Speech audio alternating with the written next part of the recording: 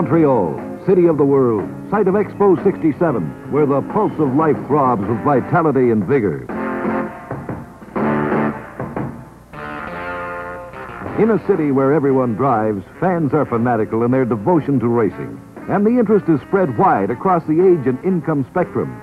Boys in their teens, girls in the swinging generation, the mechanically minded, women who can't resist the quality of peak competition, the middle-aged of both sexes recapturing the youth they didn't realize was passing. Here they are at St.Jovite for the Players Quebec.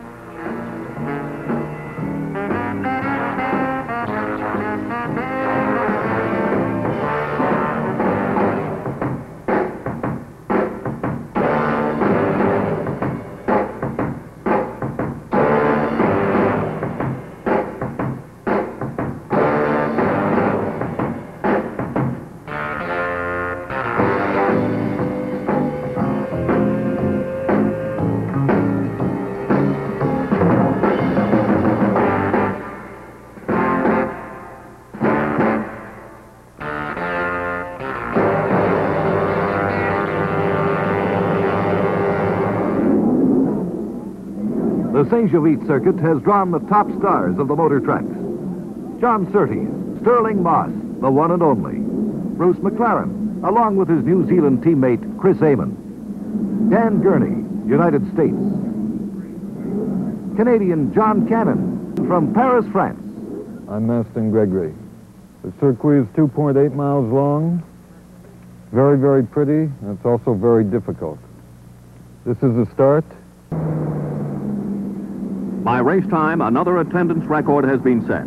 One of the favorites, John Surtees, who won the event in '65. Surtees' Lola was up against the strong McLaren-designed cars with Bruce McLaren and Chris Amon driving. McLaren's design mastery was very much in evidence. 13 of his streamlined models were in the race.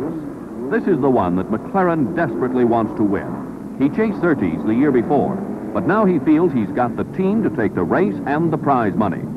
An added incentive in drawing the world-renowned racing greats to St.Jovite is the newly established Can-Am Series. The six-race series is the richest ever devised on the North American continent. The total prize money, over $250,000. Ready for the start. To fortune and fame, or fury and frustration.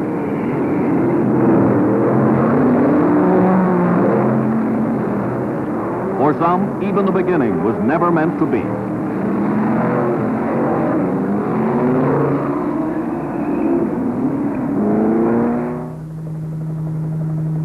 It didn't take long to sort out the real racing.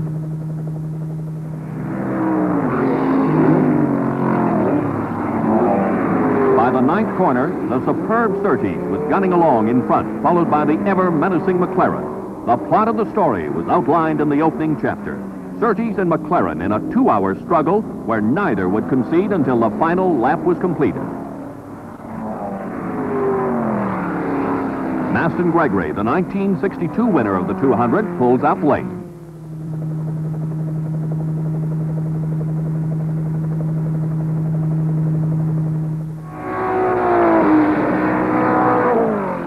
Marschenbacher, driving Dan Blocker's car, is third in his Nicky Vinegar Room.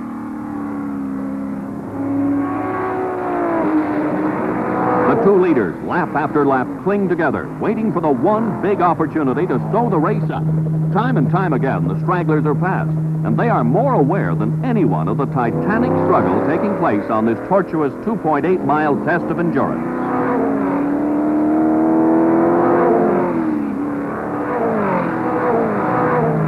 A close one for Heimrath and Bud Morley, but Morley squeezes past and guns away.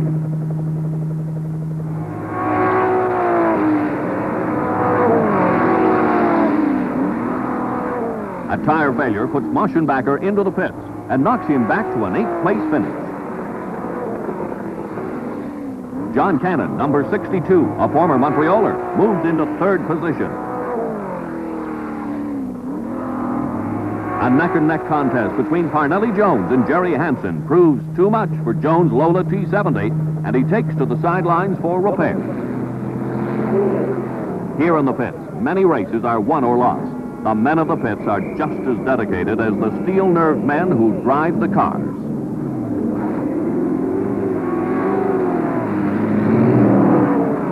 and steel sinews and nerves are required on the racing course. Easier on the turns, but over 150 miles an hour when you hit the top of the back straight. It was here that Surtees missed a gear change. With Surtees' engine almost blowing to pieces, Bruce McLaren burst into the lead. But John Surtees made an almost miraculous recovery. He allowed McLaren front-running honors for less than 1 lap. Then he thundered past. Chris Amon was setting a spectacular record on the 71st lap while running at an average speed of just over 100 miles an hour. From a spectator's point of view, it would appear that Amon is in second position. Actually, he's third, 1 lap behind Surtees. McLaren is minus 4 seconds behind the leader Surtees, and McLaren's teammate Chris Amon is still third. John Cannon is fourth.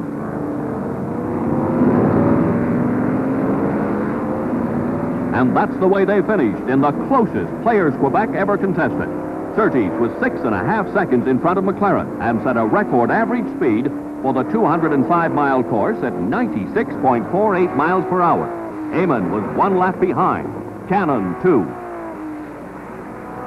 With his head in the clouds, John Surtees drives to the winner's enclosure. Not only triumphant for the 2nd consecutive year in the Players Quebec, but also winner of the inaugural race in the new Can-Am Series.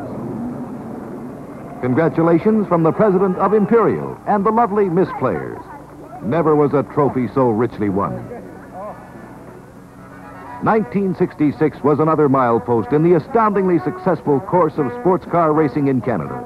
Never in history has a sport so caught and held the public fancy in so short a period of time. It's a sport geared to the world of today and to the people spinning in its orbit.